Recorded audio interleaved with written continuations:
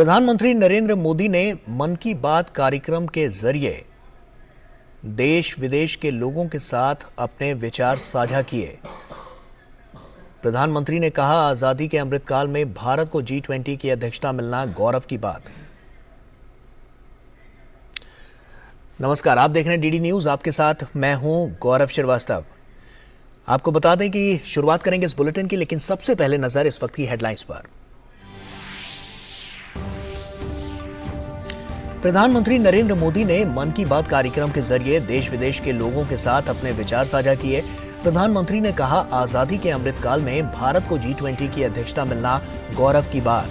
कहा, one earth one family one future की theme वसुधैव कुटुंबकम की हमारी प्रतिबद्धता को करती है जाहिर।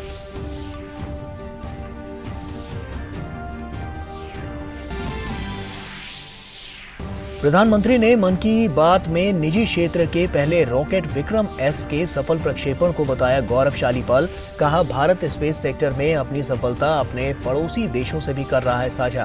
प्रधानमंत्री ने कहा, ड्रोन के क्षेत्र में भी भारत तेजी से बढ़ रहा है आगे।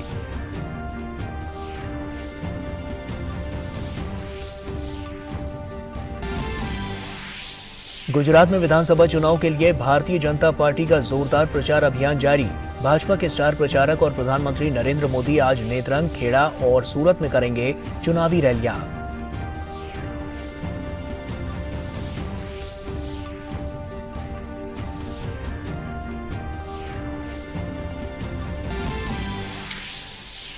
गुजरात के चुनावी रण में कांग्रेस और आम आदमी पार्टी ने भी प्रचार में झोंकी पूरी ताकत। दोनों दलों के वरिष्ठ नेता मतदाताओं को लुभाने के लिए लगा रहे हैं एड़ी चोटी का जोर।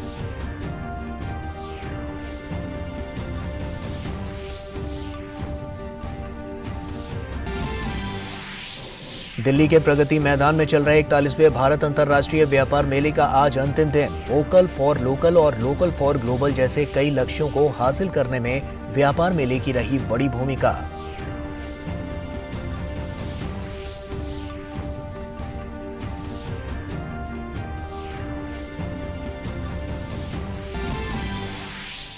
अंतर्राष्ट्रीय खबरों में नेपाल में नेपाली कांग्रेस के नेतृत्व में 5 दलों का गठबंधन नई सरकार बनाने के लिए तैयार। नेपाल के प्रधानमंत्री शेर बहादुर देउबा के नेतृत्व में नेपाल कांग्रेस गठबंधन को स्पष्ट बहुमत।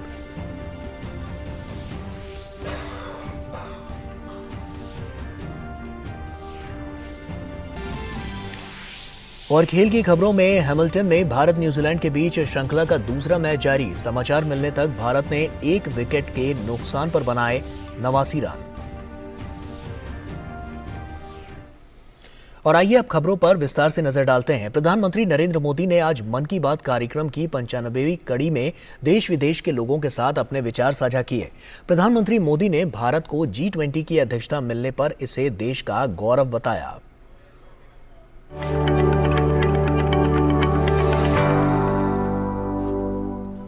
प्रधानमंत्री नरेंद्र मोदी ने मन की बात कार्यक्रम में एक अनूठे उपहार की चर्चा करते हुए तेलंगाना के एक बुनकर येल्धी हरिप्रसाद गारू की कला की जमकर सराहना की।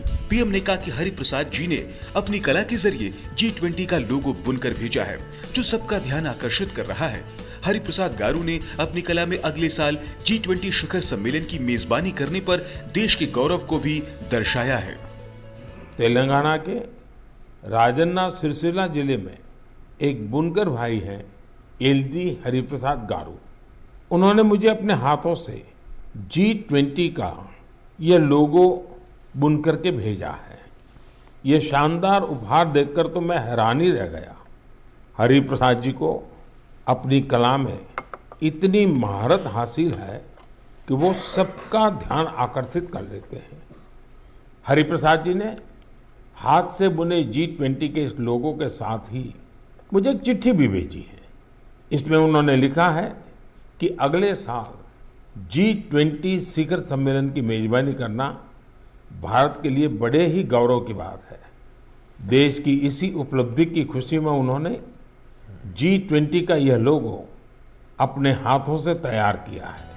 प्रधानमंत्री ने G20 की अध्यक्षता को देश के लिए एक बड़ी अपॉर्चुनिटी बताया। पीएम ने ग्लोबल गुड विश्व कल्याण पर जोर देते हुए कहा कि one earth one family one future की थीम वसुधैव कुटुंबकम के लिए हमारी प्रतिबद्धता को भी जाहिर करती है। G20 की वर्ल्ड पॉपुलेशन में 2/3, वर्ल्ड ट्रेड में 3/4 और वर्ल्ड जीडीपी में 85% भागीदारी है। आप कल्पना कर सकते हैं, भारत अब से 3 दिन बाद यानी 1 दिसंबर से इतने बड़े समूह की, इतने सामर्थ्यवान समूह की अध्यक्षता करने जा रहा है। भारत के लिए, हर भारतवासी के लिए ये कितना बड़ा अवसर आया है। ये इसलिए भी और विशेष हो जाता है क्योंकि ये जिम्मेदारी भारत को आजादी के अमृतकाल में मिली है। मन की बात कार्यक्रम की इस कड़ी में पीएम मोदी ने G20 की अध्यक्षता को देश के गौरव से जोड़ते हुए इसे राज्यों की संस्कृति के विविध और विशिष्ट रंगों को दुनिया के सामने लाने का अवसर बताया। पीएम ने कहा कि शांति से लेकर सस्टेनेबल डेवलपमेंट तक देश के पास सभी चुनौतियों का समाधान है। Bureau report, DD news.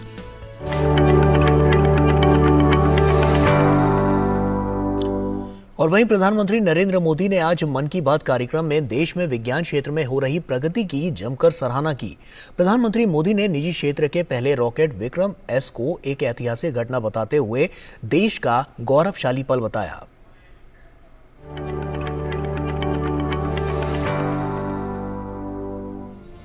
प्रधानमंत्री नरेंद्र मोदी ने अपने मन की बात कार्यक्रम में देश के विज्ञान के क्षेत्र में तेजी से हो रही तरक्की और आम भारतीयों के इसमें बढ़ चढ़कर योगदान का जिक्र किया।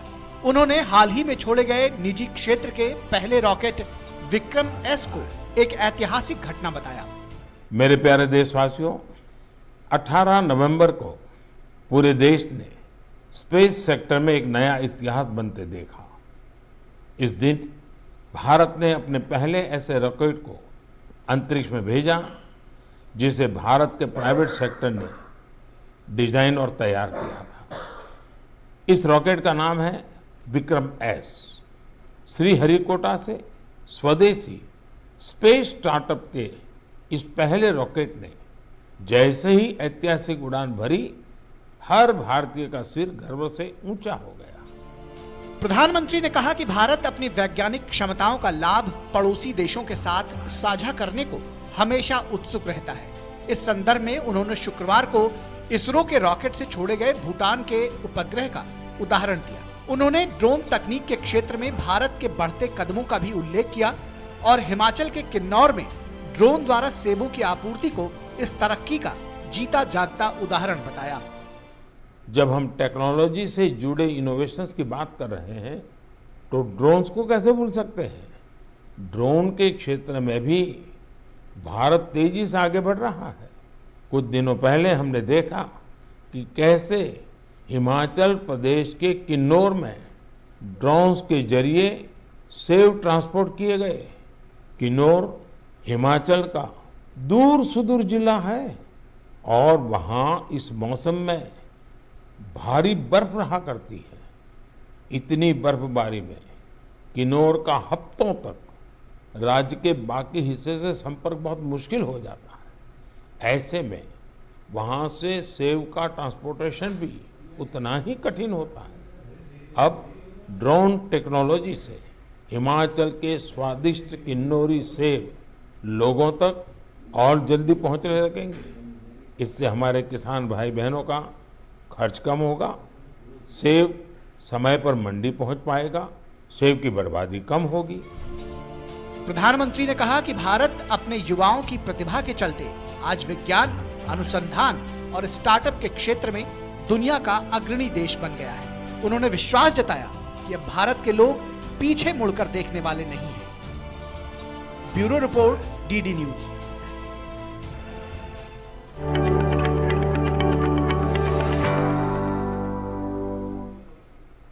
और उधर गुजरात में विधानसभा चुनाव को लेकर सभी राजनीतिक दलों ने अपनी ताकत झोंक दी है। भाजपा के वरिष्ठ नेता और प्रधानमंत्री नरेंद्र मोदी आज 3 चुनावी रैलियों को संबोधित करेंगे। प्रधानमंत्री मोदी गुजरात के नेत्रंग, खेड़ा और सूरत में चुनाव प्रचार को धार देंगे। गौरतलब है कि गुजरात में पहले चरण के लिए 89 सीटों पर 1 दिसंबर को मतदान होगा। और वहीं गुजरात विधानसभा चुनाव को लेकर कांग्रेस और आम आदमी पार्टी भी पूरे जोर शोर से प्रचार कर रही है। कांग्रेस अध्यक्ष मल्लिकार्जुन खड़गे आज सूरत के ओलपाड़ और नर्मदा के देडियापाड़ा में जनसभा को संबोधित करेंगे। वहीं आम आदमी पार्टी ने भी मतदाताओं को लुभाने के लिए एड़ी चोटी का जोर लगा दिया है। दिल्ली के मुख्यमंत्री और आम आदमी पार्टी के संयोजक अरविंद केजरीवाल आज गुजरात की जनता से संवाद करेंगे। और वहीं गुजरात की हॉट सीट घाटलोडिया पर इस बार दिलचस्प मुकाबला दिखाई दे रहा है। इस विधानसभा सीट ने प्रदेश को 2 सीएम दिए हैं। 2017 में भूपेंद्र पटेल को यहां से टिकट दिया गया था। पाटीदार आंदोलन के बावजूद मुख्यमंत्री भूपेंद्र पटेल ने 1.17 लाख वोटों के अंतर से जीत दर्ज की थी। इस बार कांग्रेस ने अमी याग्निक तो वहीं आम आदमी पार्टी ने विजय पटेल को उतारा है। क्या है घाटलोडिया सीट की जनता की राय और क्या है चुनावी मुद्दे, जाना हमारे संवाददाता चंद्रशेखर ने। इस चाय के उबाल के साथ राजनीति का उबाल भी घाटोडिया सीट पर है और यहाँ से मुख्यमंत्री भूपेंद्र पटेल है जो कि चुनाव मैदान में हैं। इनके साथ आम आदमी पार्टी और कांग्रेस के भी प्रत्याशी जो हैं वो चुनाव मैदान में हैं और यहाँ की जनता जो है वो क्या सोचती है वो देखने वाली बात है, क्योंकि ये जो सीट है ये एक तरीके से बीजेपी की पारंपरिक सीट मानी जा सकती है, क्योंकि आनंदीबेन पटेल जो पूर्व मुख्यमंत्री थी वो भी इस सीट से लगातार जीती और भूपेंद्र पटेल जो हैं जो वर्तमान मुख्यमंत्री हैं गुजरात के वो भी इस सीट से जीते हैं और काफ़ी बड़े मार्जिन की सीट से जीते थे। तो इस बार यहाँ की जनता क्या सोच रही है? इस बार भी देखने जाए तो जैसा माहौल बन रहा है, हमें उम्मीद है 100% कि आएगी तो भाजपा ही आएगी और यहाँ से स्पष्ट बहुमति से जो भूपेंद्र भाई पटेल है वो भी जीतेंगे, ये तय है। भाजपा क्यों? और पार्टियां भी हैं, कांग्रेस भी है और आम आदमी पार्टी भी अब की बार आ रही है। वो तो सब करप्ट पार्टी है, उनको काम तो करना नहीं है, अपना खुद का ही सोचती है। भाजपा ही है जो पूरे देश का सोचती है, तो भाजपा ही आएगी और भाजपा के साथ ही रहेंगे। अच्छा, ये रिपोर्ट कार्ड की बात की जाए तो 5 साल में क्या मुख्यमंत्री साहब ने यहाँ की देखी है? मोदी जी जब से इधर 2014 से दिल्ली गए हैं तो गुजरात का पूरा एडमिनिस्ट्रेशन ही उसने उस फॉर्मेट में बना दिया है कि इधर कोई भी आदमी कैसे भी चलाओ, पूरा गवर्नमेंट मशीनरी अपने आप काम करता है, सब सिस्टम ऑनलाइन है। जो भी करना है आपको गवर्नमेंट ऑफिस में जाना ही नहीं है, लोगों को कहीं पे लाइन में नहीं रुकना है, कहीं पे कोई दिक्कत नहीं। सब पूरा मोदी जी 2014 में गए तब से पूरा एडमिनिस्ट्रेशन का लेवल ही वही बना दिया है। आपको क्या लगता है वाकई में कोई मुद्दा यहाँ पे है या फिर ये आम आदमी पार्टी और कांग्रेस जिस प्रकार से लगातार आरोप लगा रही है बीजेपी पे वो सही साबित हो रहे हैं? उनके आरोप जो है वो गलत है। अभी तक जो काम करते हैं वो भाजपा शासन में ही काम हुआ है, बराबर। वो लोग ज़्यादातर क्या बातें ही करते हैं और भाजपा जो बोलती है वो काम करके दिखाती है। तो देखा कि यहाँ की जो जनता है वो अपना एक अलग मत रख रही है और अब देखना ये होगा कि जब ये यहाँ पर मत डाले जाएंगे और मत डालने के बाद यहाँ की जनता एक्चुअल में जब मतदान पेटी में या ईवीएम के बटन में को दबाएगी तो वो किस पार्टी के पक्ष में होगा, इसका नतीजा जो है वो 8 तारीख को दिसंबर में देखने को मिलेगा। कैमरामैन लक्ष्मण राजपूत के साथ चंद्रशेखर, डीडी न्यूज़, अहमदाबाद। और वहीं दिल्ली के प्रगति मैदान में चल रहे 41वें भारत अंतर्राष्ट्रीय व्यापार मेले का आज अंतिम दिन है। मेले में इस बार हर दिन काफी संख्या में दर्शक पहुंचे। मेले में इस बार नई कंपनियां देखने को मिली, चाहे स्टार्टअप हो या फिर बड़ी कंपनियां, हर कोई यहां आकर उत्साहित नजर आया। दिल्ली के प्रगति मैदान में चल रहा 41वां भारत अंतर्राष्ट्रीय व्यापार मेला रविवार को संपन्न हो रहा है। मेले में इस बार नई कंपनियां देखने को मिली। हर कंपनी अपने अपने उत्पादों की विशेषता बताती नजर आई। हम लोग मार्केट में अभी काफ़ी नए आए हैं, हमारे को लॉन्च हुए सिर्फ 1 साल हुआ है और हमारे ब्रांड की यही स्पेशलिटी है कि हम लोग एक बहुत ही सेफ प्रोडक्ट कंज्यूमर्स को देते हैं। हम लोग सारे के सारे जो इंग्रेडिएंट्स होते हैं वो काफ़ी रिसर्च एंड डेवलपमेंट के बाद ही किसी एक फॉर्मुलेशन में डालते हैं। मेले में इस बार कश्मीर के उत्पादों को लेकर लोगों में काफी आकर्षण रहा। कश्मीर से आए सईद परवेज अहमद भी खादी के पंडाल में ड्राई फ्रूट और शहद लेकर आए हैं। लोगों को अभी बहुत कम नॉलेज है कि दैट इज़ ऑर्गेनिक, वहाँ से ऑर्गेनिक फूड्स आते हैं, तो उसका जहाँ पे हमें अच्छा प्लेटफॉर्म मिलता है मोस्ट प्रोबेबली एमएसएमई के द्वारा कि हम अपने जो कश्मीरी प्रोडक्ट्स है उनका यहाँ पे लोगों को अवेयर कर सकते हैं और उनको सेल भी कर लेते हैं। मेले में हर तरह का उद्यमी देखने को मिला, चाहे स्टार्टअप हो या फिर बड़ी कंपनियाँ।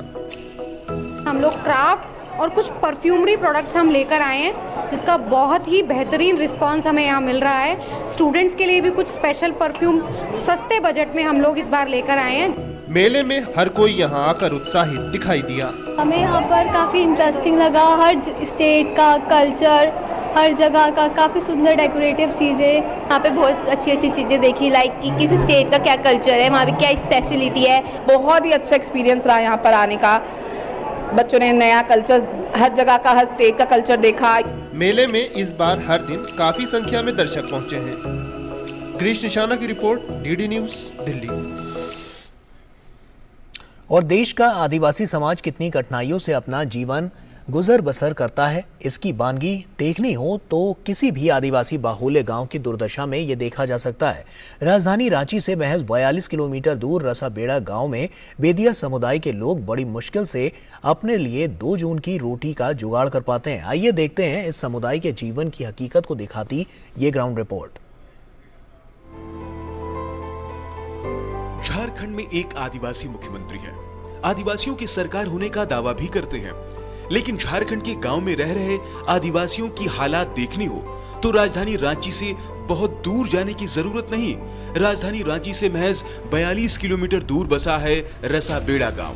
कहने भर को आदिवासी बाहुल्य ये गांव राजधानी से महज 42 किलोमीटर दूर है, लेकिन गांव पहुंचने के लिए पैदल जंगलों की खाक छानते पथरीले ऊबड़ खाबड़ रास्तों में 3 किलोमीटर का पैदल सफर करना पड़ता है।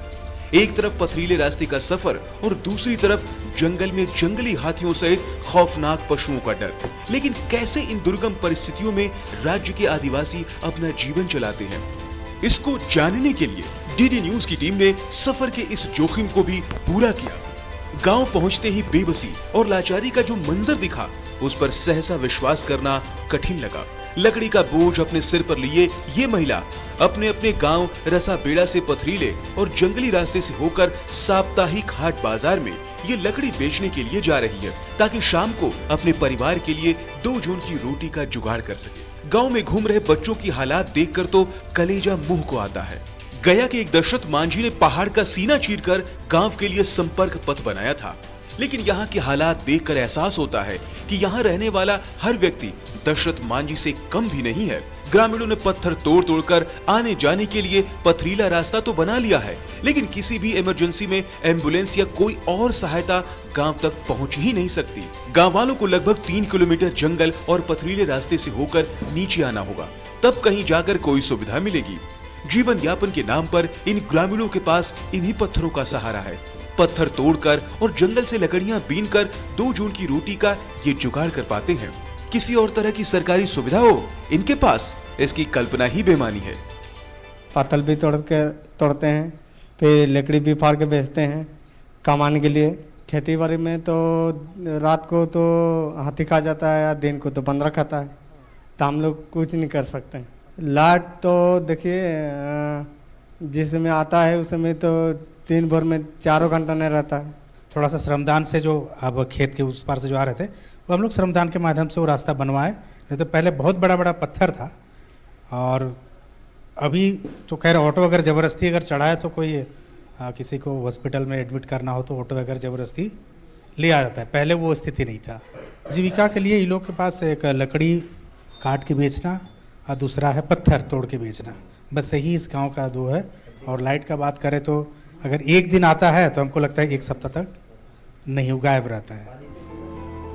आधुनिक सुख सुविधाओं की तो छोड़िए, इस गांव के लिए न तो संपर्क पथ और न ही पीने तक के लिए पानी ही मयस्सर है। इतना जरूर है कि केंद्र सरकार ने बिजली के खंभे और तार गांव तक पहुंचा दिया है, लेकिन राज्य सरकार बिजली नहीं दे पा रही है। केंद्र सरकार ने प्रधानमंत्री आवास योजना, प्रधानमंत्री सड़क योजना और पानी के लिए प्रधानमंत्री जल जीवन मिशन की योजनाएं शुरू तो की हैं, लेकिन राज्य सरकार की निष्क्रियता के कारण ये गांव इन सभी योजनाओं से मीलों मील दूर है। पीने के पानी का भी देसी जुगाड़ ही काम आता है। ग्रामीणों ने पहाड़ से गिरने वाले पानी को एकत्र करके वाटर हार्वेस्टिंग का उपयोग करके पानी एकत्र किया है। यहाँ पानी इनके दिनचर्या की सभी जरूरतें पूरी करता है। खेती किसानी पर भी जंगली जानवरों का प्रकोप है। खड़ी फसल को जंगली हाथी और अन्य पशु बर्बाद कर देते हैं। एक तो सरकारी सुविधा यहाँ तक नहीं पहुँच पाती, दूसरा जंगली जानवर भी इनका जीना मुहाल किए रहते हैं। कोई तो खेती बाड़ी हो लेखे बांदर सब खाई दे, सब काम में बाहर जा काम करे, घर में थोड़ी लोग रहे। सरकारी फाइलों में भले ही यहाँ का मौसम गुलाबी हो, लेकिन आजादी के अमृत काल में भी ये आदिवासी अपने हाल पर जीने को मजबूर है। आदिवासियों के हक हकूक की बात करने वाली झारखंड सरकार को भी इन बेदिया समुदाय की याद सिर्फ चुनाव में ही आती है। उसके बाद इनकी जिंदगी से जुड़े ये सारे सवाल इस देश के लोकतंत्र पर हंसते हैं। इन आदिवासियों की मौन आंखें पूछती हैं कि कब सुराज का सूरज इनके अंधेरे को रोशन करेगा। कौन कहता है कि आसमां में सुराख नहीं हो सकता? एक पत्थर तो तबीयत उछालो यारो। रास्ता बेड़ा गांव के लोगों ने पत्थर तोड़ के रास्ता बना दिया तो लोगों के सहयोग से पानी की व्यवस्था भी करा ली। लेकिन सवाल यही है कि केंद्र सरकार जो योजनाएं राज्य में भेजती है वो निचले स्तर तक लागू क्यों नहीं होती। कैमरामैन भीम सिंह के साथ रजनीश त्रिपाठी, DD न्यूज, झारखंड। और अंतर्राष्ट्रीय खबरों की बात करें तो नेपाल में आम चुनाव के बाद नेपाली कांग्रेस पार्टी के नेतृत्व में 5 दलों का गठबंधन नई सरकार बनाने के लिए तैयार है। चुनाव में प्रधानमंत्री शेर बहादुर देउबा के नेतृत्व में नेपाल कांग्रेस गठबंधन ने स्पष्ट बढ़त हासिल की है। नेपाल के प्रधानमंत्री शेर बहादुर देउबा और नेपाल कम्युनिस्ट पार्टी माओवादी सेंटर के अध्यक्ष पुष्प कमल दहल ने एक बैठक में नई सरकार के गठन की संभावनाओं पर विचार विमर्श किया। CPN माओवादी सेंटर की स्थायी समिति के सदस्य ने कहा कि दोनों नेता वर्तमान सत्तारूढ़ गठबंधन को जारी रखने के लिए एक साझा समझौते पर पहुंच गए हैं। और यूक्रेन के राष्ट्रपति व्लादिमीर ज़ेलेंस्की ने खाद्य संकट से निपटने के लिए अपनी प्रतिबद्धता जाहिर की। यूक्रेन की राजधानी कीव में एक शिखर सम्मेलन के दौरान व्लादिमीर ज़ेलेंस्की ने सूखे की चपेट में आने वाले देशों को अनाज मुहैया कराने के लिए यूरोपीय संघ की सराहना की। हैमिल्टन के सेडोन पार्क में भारत और न्यूजीलैंड के बीच दूसरा वनडे खेला जा रहा है। न्यूजीलैंड की टीम टॉस जीतकर गेंदबाजी कर रही है। समाचार मिलने तक भारतीय टीम ने 10.5 ओवर में 1 विकेट के नुकसान पर 89 रन बना लिए थे। बारिश के कारण मैच काफी देर तक बाधित रहा था। टीम इंडिया फिलहाल 3 मैचों की सीरीज में 1-0 से पीछे चल रही है। आज का मुकाबला भारत के लिए करो या मरो वाला है। एंटी माइक्रोबियल रेजिस्टेंस यानी दवा का असर न होना एक ऐसी स्थिति है जो अनावश्यक दवाओं के सेवन व कई अन्य कारणों से होती है। आइए समझते हैं कि एंटी माइक्रोबियल रेजिस्टेंस से कैसे बचा जा सकता है। एंटी माइक्रोबियल रेजिस्टेंस यानी सूक्ष्म जीव रोधी प्रतिरोध ये एक ऐसी अवस्था है जो तब उत्पन्न होती है जब सूक्ष्म जीवी जैसे जीवाणु, वायरस, फंगस या अन्य परजीवी आनुवंशिक परिवर्तनों के कारण उन दवाओं से प्रतिरोधी हो जाते हैं जिनसे वो पहले प्रभावित होते थे। ये एक क्रमिक विकासवादी परिवर्तन है, लेकिन कुछ प्रक्रियाओं के कारण ये जल्दी हो जाता है। दवा का असर न होने के कई कारण हो सकते हैं, जैसे बिना डॉक्टरी सलाह के दवा लेना, स्व इलाज करना, एंटीबायोटिक दवाओं का अधिक प्रयोग करना, दवा पूरी खुराक में न लेना या इलाज बीच में ही छोड़ देना। संक्रमण से लड़ने के लिए दवा बेहद प्रभावशाली होती है। अगर इन्हें उचित तरीके से लिया जाए तो ये जीवन बचा सकती है, लेकिन अनावश्यक प्रयोग से दवाओं के साइड इफेक्ट हो सकते हैं। दवाओं का अधिक प्रयोग करना हानिकारक हो सकता है। एंटी माइक्रोबियल रेजिस्टेंस की वजह से जब कोई भी संक्रमण या बीमारी होती है तो उसका इलाज मुश्किल हो जाता है, क्योंकि रोगाणु दवाओं से प्रभावित नहीं होते और दवाओं का असर कम होने लगता है।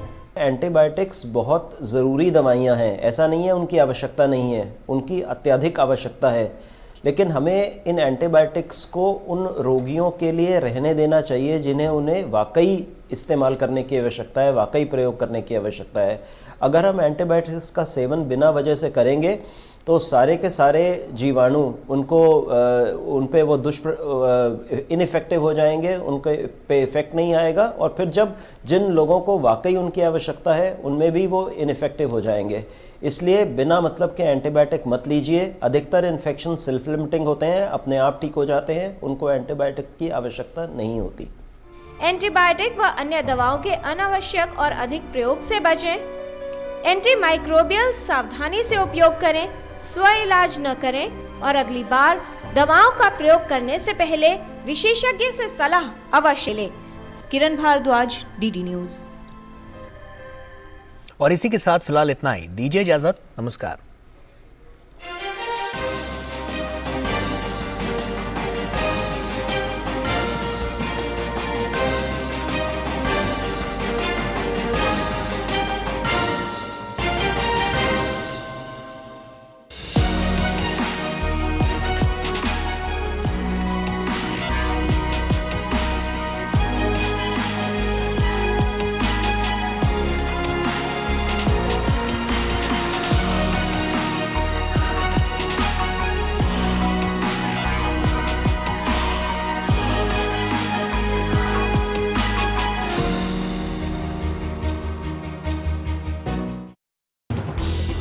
हर दिन हर पल बनती खबरें, बदलती दुनिया, हम लेकर आते हैं आपके लिए बड़ी खबरें, संपूर्ण कवरेज ताकि आप रहें खबरों के बीच हमारे साथ। मिड डे प्राइम हिंदी सोमवार से शुक्रवार दोपहर 1 बजे सिर्फ डीडी न्यूज पर।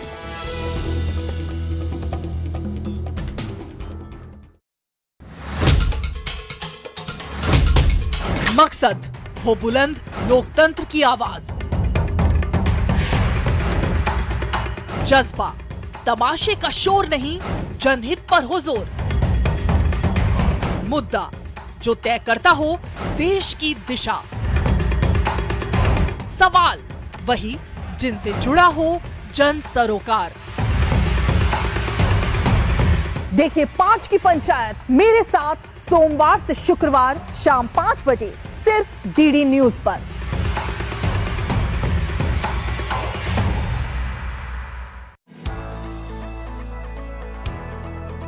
क्या आप अपनी स्टार्टअप को तेजी से ग्रो करना चाहते हैं और अपनी स्टार्टअप को ग्रो करने में आपको बहुत सारी दिक्कतें आ रही हैं? स्टार्टअप करने के लिए अपनी कंफर्ट जोन से बाहर निकलने के लिए क्या आपको भी बहुत डर लग रहा है? स्टार्टअप करना है ना, तो स्टार्टअप चैंपियन से सीखो। देखिए startupchampions.o डीडी नेटवर्क पर।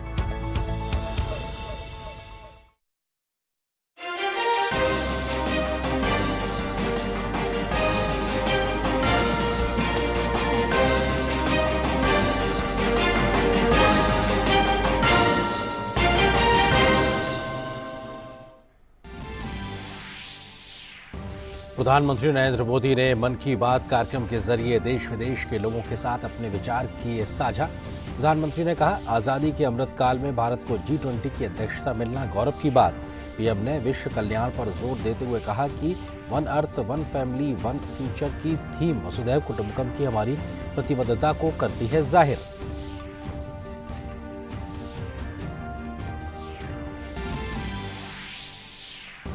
प्रधानमंत्री ने मन की बात में निजी क्षेत्र के पहले रॉकेट विक्रम एस के सफल प्रक्षेपण को बताया गौरवशाली पल।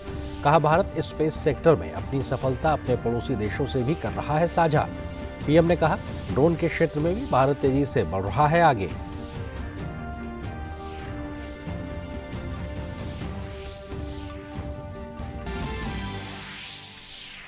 गुजरात में विधानसभा चुनाव के लिए भारतीय जनता पार्टी का जोरदार प्रचार अभियान जारी। भाजपा के स्टार प्रचारक और प्रधानमंत्री नरेंद्र मोदी आज नेत्रंग, खेड़ा और सूरत में करेंगे चुनावी रैलियां।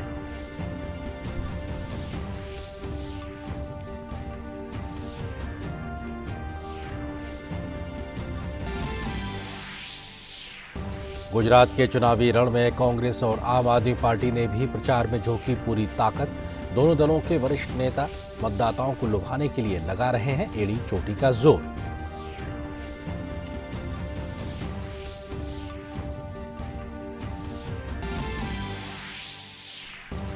दिल्ली के प्रगति मैदान में चल रहे 41वें भारत अंतर्राष्ट्रीय व्यापार मेले का आज अंतिम दिन। वोकल फॉर लोकल और लोकल फॉर ग्लोबल जैसे कई लक्ष्यों को हासिल करने में व्यापार मेले की रही बड़ी भूमिका।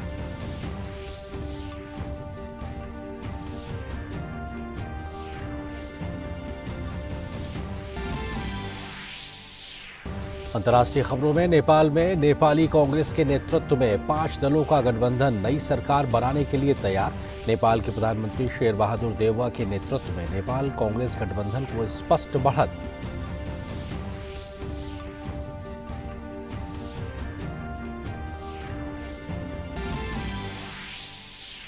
और खेल की खबरों में भारत और न्यूजीलैंड के बीच दूसरे वनडे में पड़ी बारिश की बार 12.5 ओवर के बाद मैच बारिश के कारण हुआ रद्द। न्यूजीलैंड सीरीज में 1-0 से आगे। बुधवार को खेला जाएगा तीसरा मुकाबला।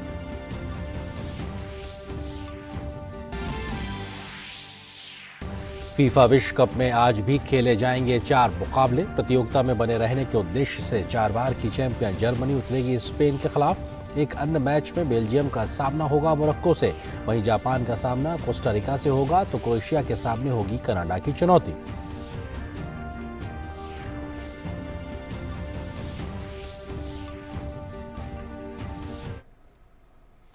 नमस्कार, आप देख रहे हैं डीडी न्यूज। अब तक के समाचारों के साथ मैं हूं आपके साथ आरेंद्र। खबरों पर डालते हैं विस्तार से नजर। प्रधानमंत्री नरेंद्र मोदी ने आज मन की बात कार्यक्रम की 55वीं कड़ी में देश विदेश के लोगों के साथ अपने विचार साझा किए। पीएम मोदी ने भारत को G20 की अध्यक्षता मिलने पर इसे देश के लिए गौरव का पल बताया।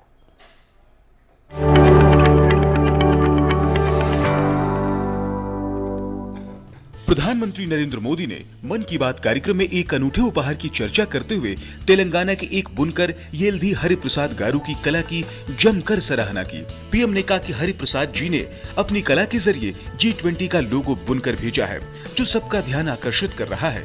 हरिप्रसाद गारू ने अपनी कला में अगले साल G20 शिखर सम्मेलन की मेजबानी करने पर देश के गौरव को भी दर्शाया है।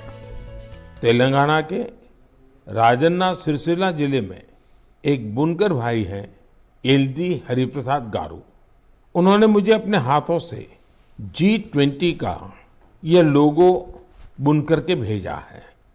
यह शानदार उपहार देखकर तो मैं हैरान ही रह गया। हरिप्रसाद जी को अपनी कला में इतनी महारत हासिल है कि वो सबका ध्यान आकर्षित कर लेते हैं। हरिप्रसाद जी ने हाथ से बुने G20 के इस लोगो के साथ ही मुझे एक चिट्ठी भी भेजी है।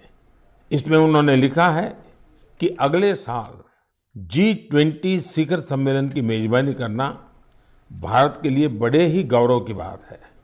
देश की इसी उपलब्धि की खुशी में उन्होंने G20 का यह लोगो अपने हाथों से तैयार किया है।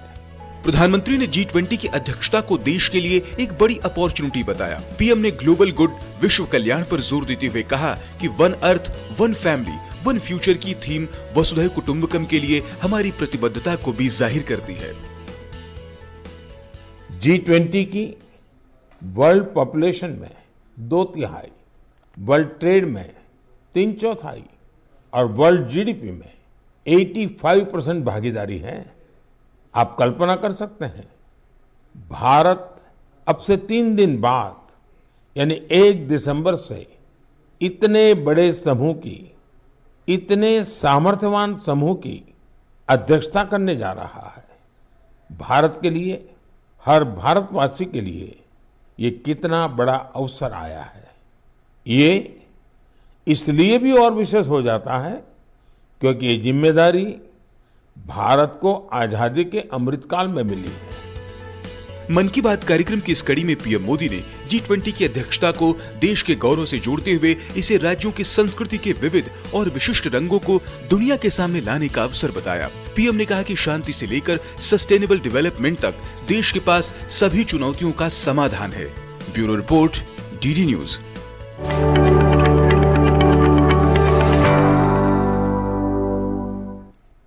तो साथ ही प्रधानमंत्री नरेंद्र मोदी ने आज मन की बात कार्यक्रम में देश में विज्ञान के क्षेत्र में हो रही प्रगति की भी जमकर सराहना की। पीएम मोदी ने निजी क्षेत्र के पहले रॉकेट विक्रम एस को एक ऐतिहासिक घटना बताते हुए देश का गौरवशाली पल बताया है।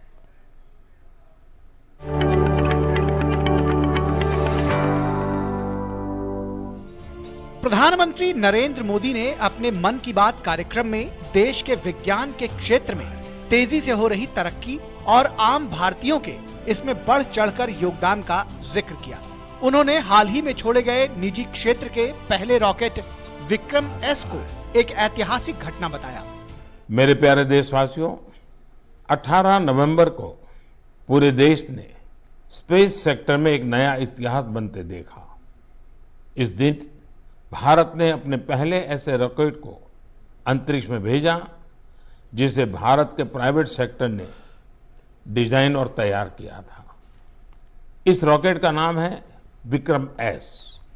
श्रीहरिकोटा से स्वदेशी स्पेस स्टार्टअप के इस पहले रॉकेट ने जैसे ही ऐतिहासिक उड़ान भरी, हर भारतीय का सिर गर्व से ऊंचा हो गया। प्रधानमंत्री ने कहा कि भारत अपनी वैज्ञानिक क्षमताओं का लाभ पड़ोसी देशों के साथ साझा करने को हमेशा उत्सुक रहता है। इस संदर्भ में उन्होंने शुक्रवार को इसरो के रॉकेट से छोड़े गए भूटान के उपग्रह का उदाहरण दिया। उन्होंने ड्रोन तकनीक के क्षेत्र में भारत के बढ़ते कदमों का भी उल्लेख किया और हिमाचल के किन्नौर में ड्रोन द्वारा सेबों की आपूर्ति को इस तरक्की का जीता जागता उदाहरण बताया। जब हम टेक्नोलॉजी से जुड़े इनोवेशंस की बात कर रहे हैं तो ड्रोन्स को कैसे भूल सकते हैं। ड्रोन के क्षेत्र में भी भारत तेजी से आगे बढ़ रहा है। कुछ दिनों पहले हमने देखा कि कैसे हिमाचल प्रदेश के किन्नौर में ड्रोन्स के जरिए सेब ट्रांसपोर्ट किए गए। किन्नौर हिमाचल का दूर सुदूर जिला है और वहां इस मौसम में भारी बर्फ रहा करती है। इतनी बर्फबारी में किन्नौर का हफ्तों तक राज्य के बाकी हिस्से से संपर्क बहुत मुश्किल हो जाता है। ऐसे में वहां से सेब का ट्रांसपोर्टेशन भी उतना ही कठिन होता है। अब ड्रोन टेक्नोलॉजी से हिमाचल के स्वादिष्ट किन्नौरी सेब लोगों तक और जल्दी पहुंचने लगेंगे। इससे हमारे किसान भाई बहनों का खर्च कम होगा, सेब समय पर मंडी पहुंच पाएगा, सेब की बर्बादी कम होगी। प्रधानमंत्री ने कहा कि भारत अपने युवाओं की प्रतिभा के चलते आज विज्ञान, अनुसंधान और स्टार्टअप के क्षेत्र में दुनिया का अग्रणी देश बन गया है। उन्होंने विश्वास जताया कि अब भारत के लोग पीछे मुड़कर देखने वाले नहीं हैं। Bureau report, DD news.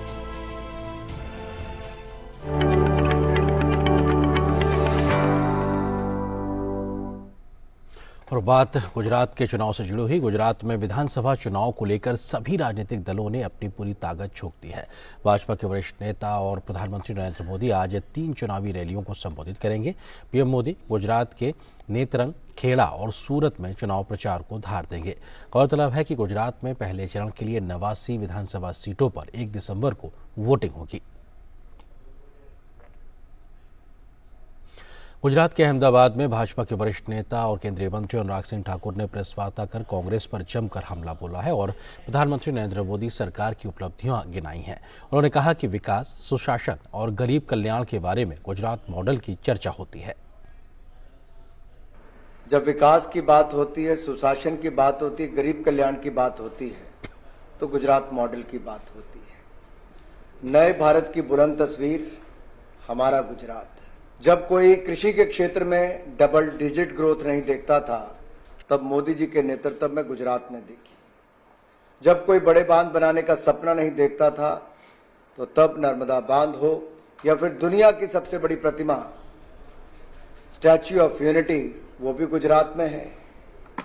पहली बुलेट ट्रेन की बात करें तो वो भी गुजरात में, और नंबर 1 एक्सपोर्ट की बात करें तो गुजरात में। नंबर 1 की बात जहां पे भी आए तो गुजरात आगे चलता है। तो गुजरात एक ऐसा मॉडल जो देश के सामने सुशासन, विकास और गरीब कल्याण, यही भाजपा की पहचान। भाजपा नेता अनुराग सिंह ठाकुर ने कहा कि भाजपा ने गुजरात विधानसभा 2022 के संकल्प पत्र में बेटियों को केजी से पीजी की शिक्षा मुफ्त में उपलब्ध कराने का वायदा किया है।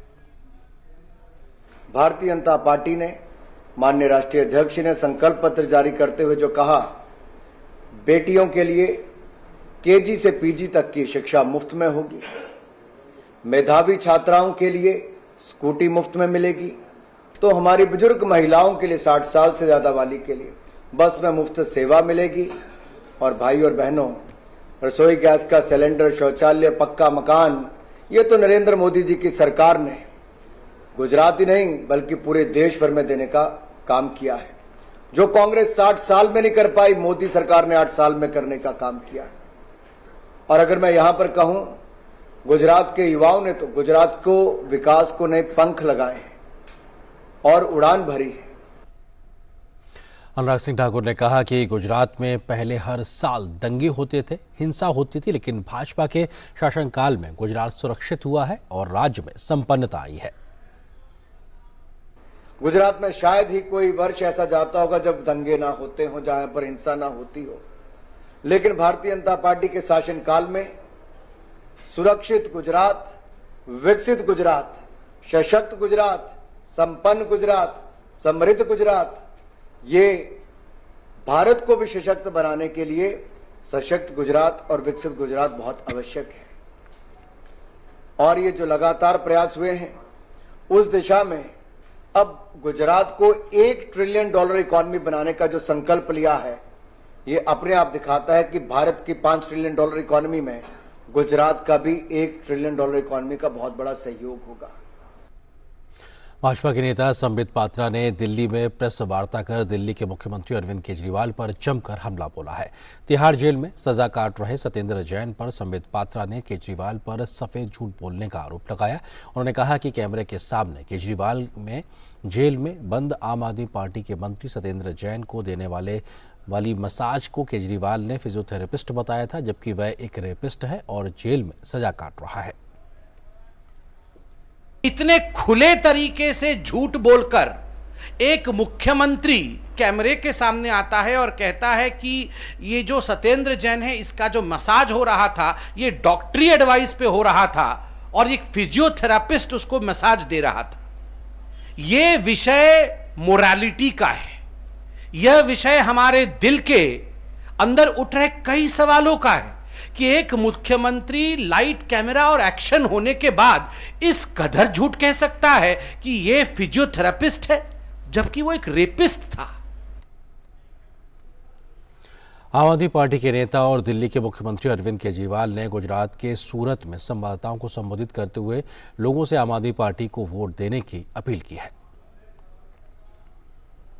कहा जाता है कि जिस राज्य में सरकारी कर्मचारी जिस तरफ हों, चुनाव वही पार्टी जीतती है। सरकारी कर्मचारी 10 तरीके से इन्फ्लुएंस करते हैं, 10 लोगों को बताते हैं, उनकी बात सुनता है समाज। तो मैं सारे सरकारी कर्मचारियों को गुजरात सरकार के कच्चे पक्के ये वो सभी से अपील करना चाहता हूं। एक तो अभी पोस्टल बैलेट चल रहा है, पोस्टल बैलेट में एक एक वोट आम आदमी पार्टी को पड़ना चाहिए। आप सबसे अपील है, पोस्टल बैलेट के अंदर एक एक वोट आम आदमी पार्टी को पड़ना चाहिए। दिल्ली के प्रगति मैदान में चल रहे 41वें भारत अंतर्राष्ट्रीय व्यापार मेले का आज अंतिम दिन है। मेले में इस बार हर दिन काफी संख्या में दर्शक पहुंचे। मेले में इस बार नई नई कंपनियां देखने को मिली हैं, चाहे स्टार्टअप हो या फिर बड़ी कंपनियां, हर कोई यहां आकर उत्साहित नजर आया। दिल्ली के प्रगति मैदान में चल रहा 41वां भारत अंतर्राष्ट्रीय व्यापार मेला रविवार को संपन्न हो रहा है। मेले में इस बार नई नई कंपनियां देखने को मिली। हर कंपनी अपने अपने उत्पादों की विशेषता बताती नजर आई। हम लोग मार्केट में अभी काफ़ी नए आए हैं, हमारे को लॉन्च हुए सिर्फ 1 साल हुआ है और हमारे ब्रांड की यही स्पेशलिटी है कि हम लोग एक बहुत ही सेफ प्रोडक्ट कंज्यूमर्स को देते हैं। हम लोग सारे के सारे जो इंग्रेडिएंट्स होते हैं वो काफ़ी रिसर्च एंड डेवलपमेंट के बाद ही किसी एक फॉर्मुलेशन में डालते हैं। मेले में इस बार कश्मीर के उत्पादों को लेकर लोगों में काफी आकर्षण रहा। कश्मीर से आए सईद परवेज अहमद भी खादी के पंडाल में ड्राई फ्रूट और शहद लेकर आए हैं। लोगों को अभी बहुत कम नॉलेज है कि दैट इज़ ऑर्गेनिक, वहाँ से ऑर्गेनिक फूड्स आते हैं, तो उसका जहाँ पे हमें अच्छा प्लेटफॉर्म मिलता है मोस्ट प्रोबेबली MSME के द्वारा कि हम अपने जो कश्मीरी प्रोडक्ट्स है उनका यहाँ पे लोगों को अवेयर कर सकते हैं और उनको सेल भी कर लेते हैं। मेले में हर तरह का उद्यमी देखने को मिला, चाहे स्टार्टअप हो या फिर बड़ी कंपनियां। हम लोग क्राफ्ट और कुछ परफ्यूमरी प्रोडक्ट्स हम लेकर आए हैं, जिसका बहुत ही बेहतरीन रिस्पांस हमें यहाँ मिल रहा है। स्टूडेंट्स के लिए भी कुछ स्पेशल परफ्यूम्स सस्ते बजट में हम लोग इस बार लेकर आए हैं। मेले में हर कोई यहाँ आकर उत्साहित दिखाई दिया। हमें यहाँ पर काफ़ी इंटरेस्टिंग लगा, हर स्टेट का कल्चर, हर जगह का काफ़ी सुंदर डेकोरेटिव चीज़ें, यहाँ पे बहुत अच्छी अच्छी चीज़ें देखी, लाइक कि किस स्टेट का क्या कल्चर है, वहाँ पे क्या स्पेशलिटी है। बहुत ही अच्छा एक्सपीरियंस रहा यहाँ पर आने का। बच्चों ने नया कल्चर, हर जगह का, हर स्टेट का कल्चर देखा। मेले में इस बार हर दिन काफी संख्या में दर्शक पहुंचे हैं। ग्रीश निशाना की रिपोर्ट, डीडी न्यूज, दिल्ली। गुजरात विधानसभा चुनाव के पहले चरण में अब 3 दिन का समय बाकी है। चुनाव प्रचार के अंतिम दौर में राजनीतिक दलों ने पूरी ताकत झोंक रखी है। सभी बड़े दलों के दिग्गज नेताओं ने गुजरात में डेरा डाला हुआ है। इसी बीच हमारे संवाददाता शैलेंद्र मिश्र ने भाजपा के नेता नरोत्तम मिश्रा से खास बातचीत की। हमारे साथ मध्य प्रदेश के गृह मंत्री नरोत्तम मिश्रा मौजूद हैं, जो बनासकाठा और उसके आसपास के इलाके में चुनाव प्रचार कर रहे हैं बीजेपी के लिए। पूरा वातावरण मोदीमय है। पिछले चुनाव में आप देखें तो कांग्रेस का प्रदर्शन बेहतर रहा था, 9 सीटें जो हैं बनासकाठा में। वो दिन हवा हुए अब कांग्रेस के। अब जनता को समझ में आ गया कि पिछले 5 साल में कितनी पिछड़ गई। आदिवासियों पर बहुत जोर है बीजेपी का, और ये कहना है कि कांग्रेस ने आदिवासियों के हितों के लिए। राष्ट्रपति हमारी आदिवासी समाज से महिला बनी है। पूरे देश के अंदर चाहे टंट्या मामा हो, चाहे बील हो, इन सब के कार्यक्रम उनके विकास के लिए पूरा का पूरा सरकार लगी हुई है। और उनने भी मोदी जी का वातावरण है, मोदी जी ही जीत रहे हैं। 9 में कितने सीटें उम्मीद करते हैं? 9 में से 9। तमाम नेता जिम्मेदारी उठा रहे हैं। उनको ये जिम्मेदारी दी गई है कि वो कार्यकर्ताओं के साथ संवाद करें और कोई कोर कसर न छोड़ी जाए चुनावी जीत हासिल करने में। कैमरामैन संजय जेना के साथ शैलेंद्र मिश्र, डीडी न्यूज, बनासकाठा।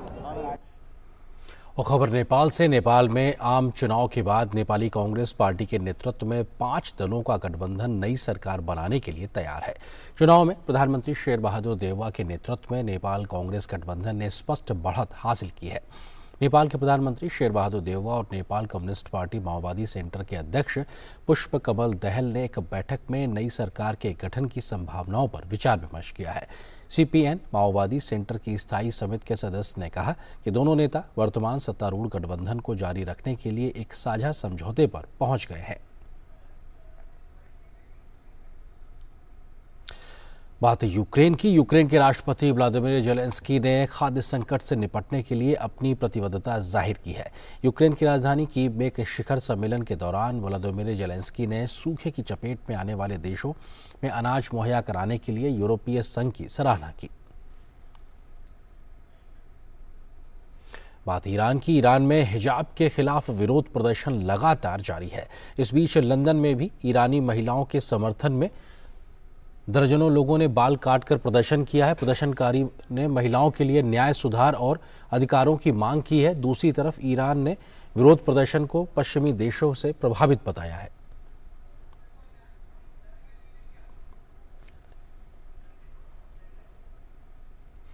चीन में राष्ट्रपति शी जिनपिंग की शून्य कोविड नीति के खिलाफ लोगों का विरोध प्रदर्शन जारी है। यह प्रदर्शन शंघाई के उरुमकी क्षेत्र में एक बहुमंजिला इमारत में आग लगने के बाद शुरू हुआ। इस घटना में 10 लोगों की मौत हो गई और प्रदर्शनकारियों का आरोप है कि लॉकडाउन के कारण लोगों को घरों से बाहर निकलने से रोका गया, जिसके कारण 10 लोगों की मौत हुई है। ताइवान की राष्ट्रपति ताई इंग वेन ने स्थानीय चुनाव में अपनी पार्टी की हार के बाद सत्तारूढ़ डेमोक्रेटिक प्रोग्रेसिव पार्टी के प्रमुख के पद से इस्तीफा दे दिया है। उन्होंने संवाददाताओं से कहा कि चुनाव के नतीजे उम्मीद के मुताबिक नहीं रहे, इसलिए पार्टी के कमजोर प्रदर्शन की जिम्मेदारी लेते हुए यह कदम उठाया जा रहा है। गौरतलब है कि ताइवान में काउंटी प्रमुखों, शहरों के महापौर और स्थानीय पार्षदों के चुनाव में विपक्षी दल ने बड़े अंतर से जीत हासिल की है। और खबर खेल के मैदान से। भारत और न्यूजीलैंड के बीच 3 वनडे मैचों की सीरीज का दूसरा मुकाबला बारिश के कारण रद्द हो गया है। इस मैच में न्यूजीलैंड ने टॉस जीतकर पहले गेंदबाजी का फैसला किया। भारतीय पारी के 5वें ओवर में बारिश के कारण खेल को रोकना पड़ा। इसके बाद काफ़ी समय तक बारिश के कारण खेल नहीं हो पाया। दोबारा खेल शुरू होने पर मैच को 29 ओवर का कर दिया गया। भारतीय पारी के 13वें ओवर में जब टीम का स्कोर 1 विकेट पर 89 रन था तो एक बार फिर से बारिश ने मैच में बाधा डाली और खेल को रोकना पड़ा। इसके बाद दोबारा मैच शुरू नहीं हो सका और मैच को रद्द करने का फैसला किया गया। इस मैच के बाद न्यूजीलैंड की सीरीज में 1-0 की बढ़त बनाए हुए है। तीसरा वनडे बुधवार को खेला जाएगा। बात फुटबॉल की। फीफा विश्व कप में आज भी 4 मुकाबले खेले जाएंगे। दिन का पहला मैच जापान और कोस्टा रिका के बीच है। जापान ने अपने पहले मैच में जर्मनी को हराया था। ऐसे में टीम की कोशिश इस मुकाबले को जीतकर अंतिम 16 में स्थान बनाने का अपना दावा मजबूत करने की होगी। वहीं कोस्टा रिका की टीम पहले मैच में हार के बाद जीत की पटरी पर लौटना चाहेगी। अगर जापान की टीम यह मैच हार जाती है तो उसके लिए आगे बढ़ना मुश्किल हो जाएगा। वहीं जापान के जीतने पर जर्मनी की टीम लगभग बाहर हो जाएगी। वहीं दिन के दूसरे मुकाबले में बेल्जियम का सामना मोरक्को से होगा। बेल्जियम ने पहले मैच में कनाडा को हराकर जीत के साथ शुरुआत की थी। ऐसे में उनका इरादा इस मैच को बड़े अंतर से जीतकर नॉकआउट दौर में स्थान बनाने के करीब पहुंचने का होगा। कनाडा के खिलाफ टीम का प्रदर्शन उम्मीद के अनुरूप नहीं रहा था। ऐसे में मोरक्को के खिलाफ उनकी निगाह बेहतर प्रदर्शन पर होगी। बेल्जियम के स्टार स्ट्राइकर रोमेलू लुकाकू जांघ में चोट के कारण कनाडा के खिलाफ नहीं उतरे और उनके टीम के ग्रुप मैचों में बाहर ही रहने की संभावना है। दूसरी ओर मोरक्को ने अपने पहले मैच में पिछली बार के उपविजेता क्रोएशिया को ग्रुप एफ मुकाबले में गोल रहित बराबरी पर रोका था। दिन का तीसरा मैच कनाडा और क्रोएशिया के बीच है। पहले मैच में मोरक्को के साथ ड्रॉ खेलने वाली पिछली बार की उपविजेता क्रोएशिया की टीम अपने दूसरे मैच में कनाडा को हराकर प्री क्वार्टर फाइनल में पहुंचने की उम्मीद जिंदा रखना चाहेगी। वहीं कनाडा भी इस मैच में जीत दर्ज कर टूर्नामेंट में अपना रिकॉर्ड बेहतर करना चाहेगी। हालांकि कनाडा के प्री क्वार्टर फाइनल में पहुंचने की उम्मीदें काफी कम है।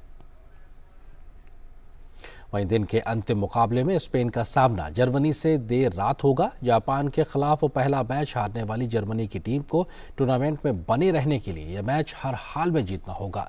जर्मनी ने अपना चौथा विश्व कप खिताब 2014 में ब्राजील में जीता था, लेकिन 2018 में वह ग्रुप चरण से ही बाहर हो गई थी।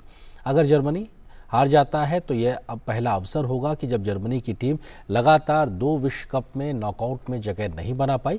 दूसरी तरफ स्पेन ने प्रतियोगिता की शानदार शुरुआत की थी। टीम ने पहले मैच में कोस्टा रिका को 7-0 से शिकस्त दी थी। अब खबर आपको झारखंड से दिखाते हैं। देश का आदिवासी समाज कितनी कठिनाइयों से अपना जीवन गुजर बसर करता है, इसकी बानगी देखनी है तो किसी भी आदिवासी बाहुल्य गांव की दुर्दशा में ये देखा जा सकता है। राजधानी रांची से महज 42 किलोमीटर दूर रसाबेड़ा गांव के बेदिया समुदाय के लोग बड़ी मुश्किल से अपने जीवन के लिए 2 जून की रोटी का जुगाड़ कर पाते हैं। आइए देखते हैं समुदाय के जीवन की हकीकत को दिखाती है ग्राउंड रिपोर्ट। झारखंड में एक आदिवासी मुख्यमंत्री है। आदिवासियों की सरकार होने का दावा भी करते हैं, लेकिन झारखंड के गांव में रह रहे आदिवासियों की हालात देखनी हो तो राजधानी रांची से बहुत दूर जाने की जरूरत नहीं। राजधानी रांची से महज 42 किलोमीटर दूर बसा है रसाबेड़ा गांव। कहने भर को आदिवासी बाहुल्य ये गांव राजधानी से महज 42 किलोमीटर दूर है, लेकिन गांव पहुंचने के लिए पैदल जंगलों की खाक छानते पथरीले ऊबड़ खाबड़ रास्तों में 3 किलोमीटर का पैदल सफर करना पड़ता है। एक तरफ पथरीले रास्ते का सफर और दूसरी तरफ जंगल में जंगली हाथियों सहित खौफनाक पशुओं का डर। लेकिन कैसे इन दुर्गम परिस्थितियों में राज्य के आदिवासी अपना जीवन चलाते हैं, इसको जानने के लिए डीडी न्यूज की टीम ने सफर के इस जोखिम को भी पूरा किया। गांव पहुंचते ही बेबसी और लाचारी का जो मंजर दिखा, उस पर सहसा विश्वास करना कठिन लगा। लकड़ी का बोझ अपने सिर पर लिए ये महिला अपने अपने गांव रसाबेड़ा से पथरीले और जंगली रास्ते से होकर साप्ताहिक हाट बाजार में ये लकड़ी बेचने के लिए जा रही है, ताकि शाम को अपने परिवार के लिए 2 जून की रोटी का जुगाड़ कर सके। गांव में घूम रहे बच्चों की हालात देखकर तो कलेजा मुंह को आता है। गया के एक दशरथ मांझी ने पहाड़ का सीना चीरकर गांव के लिए संपर्क पथ बनाया था, लेकिन यहाँ के हालात देखकर एहसास होता है कि यहाँ रहने वाला हर व्यक्ति दशरथ मांझी से कम भी नहीं है। ग्रामीणों ने पत्थर तोड़ तोड़कर आने जाने के लिए पथरीला रास्ता तो बना लिया है, लेकिन किसी भी इमरजेंसी में एम्बुलेंस या कोई और सहायता गांव तक पहुंच ही नहीं सकती। गांव वालों को लगभग 3 किलोमीटर जंगल और पथरीले रास्ते से होकर नीचे आना होगा, तब कहीं जाकर कोई सुविधा मिलेगी। जीवन यापन के नाम पर इन ग्रामीणों के पास इन्हीं पत्थरों का सहारा है। पत्थर तोड़कर और जंगल से लकड़ियां बीनकर 2 जून की रोटी का ये जुगाड़ कर पाते हैं। किसी और तरह की सरकारी सुविधा हो इनके पास, इसकी कल्पना ही बेमानी है। पत्थर भी तोड़ते हैं, फिर लकड़ी भी फाड़ के बेचते हैं कमाने के लिए। खेती बाड़ी में तो रात को तो हाथी खा जाता है या दिन को तो बंदरा खाता है, तो हम लोग कुछ नहीं कर सकते हैं। लाइट तो देखिए जिस समय आता है उस समय तो दिन भर में 4 घंटा नहीं रहता है, थोड़ा सा श्रमदान से जो अब खेत के उस पार से जो आ रहे थे वो हम लोग श्रमदान के माध्यम से वो रास्ता बनवाए। नहीं तो पहले बहुत बड़ा बड़ा पत्थर था, और अभी तो खैर ऑटो अगर ज़बरदस्ती अगर चढ़ाए तो कोई किसी को हॉस्पिटल में एडमिट करना हो तो ऑटो अगर ज़बरदस्ती ले आ जाता है, पहले वो स्थिति नहीं था। जीविका के लिए इन लोग के पास एक लकड़ी काट के बेचना और दूसरा है पत्थर तोड़ के बेचना, बस यही इस गांव का दो है। और लाइट का बात करें तो अगर एक दिन आता है तो हमको लगता है एक सप्ताह तक नहीं गायब रहता है। आधुनिक सुख सुविधाओं की तो छोड़िए, इस गांव के लिए न तो संपर्क पथ और न ही पीने तक के लिए पानी ही मयस्सर है। इतना जरूर है कि केंद्र सरकार ने बिजली के खंभे और तार गांव तक पहुंचा दिया है, लेकिन राज्य सरकार बिजली नहीं दे पा रही है। केंद्र सरकार ने प्रधानमंत्री आवास योजना, प्रधानमंत्री सड़क योजना और पानी के लिए प्रधानमंत्री जल जीवन मिशन की योजनाएं शुरू तो की हैं, लेकिन राज्य सरकार की निष्क्रियता के कारण ये गांव इन सभी योजनाओं से मीलों मील दूर है। पीने के पानी का भी देसी जुगाड़ ही काम आता है। ग्रामीणों ने पहाड़ से गिरने वाले पानी को एकत्र करके वाटर हार्वेस्टिंग का उपयोग करके पानी एकत्र किया है। यहाँ पानी इनके दिनचर्या की सभी जरूरतें पूरी करता है। खेती किसानी पर भी जंगली जानवरों का प्रकोप है। खड़ी फसल को जंगली हाथी और अन्य पशु बर्बाद कर देते हैं। एक तो सरकारी सुविधा यहाँ तक नहीं पहुँच पाती, दूसरा जंगली जानवर भी इनका जीना मुहाल किए रहते हैं। कोई तो खेती। तो इस खबर के साथ फिलहाल इस बुलेटिन में इतना ही। नमस्कार।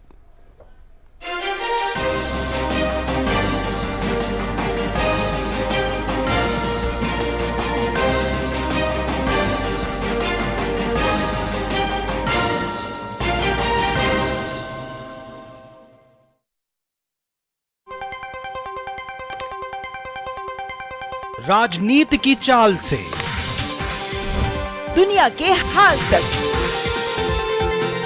खेल के मैदान से किसान के खलियान तक, दिन भर की हर छोटी बड़ी खबर को समेटे खबर के हर किरदार को दिखाते हैं हम।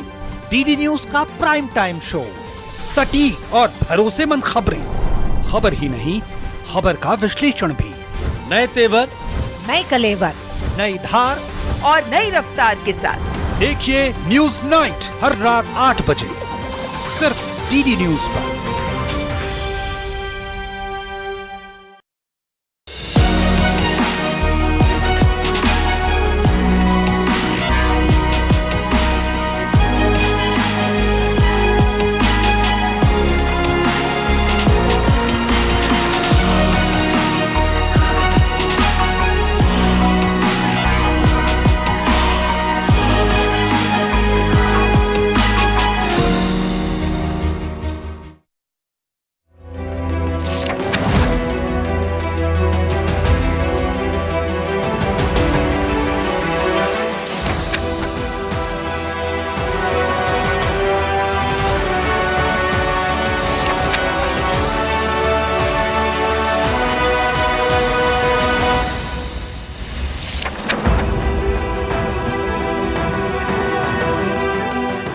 नमस्कार। दूरदर्शन आज आपके लिए लेकर आया है एक खास शो जिसका नाम है हम भारत के लोग, भारत का संविधान और विरासत। मैं हूं सकल भट्ट। चाहे बात दुनिया के सबसे बड़े लोकतंत्र की हो या एक संघ के रूप में भारत को संकल्पना की हो या देश को चलाने वाले कानून के राज की स्थापना की हो, ये कहानी देश के संविधान अपने आकार और साकार रूप में आने के सफर की है। भारत का संविधान हर भारतीय को परिभाषित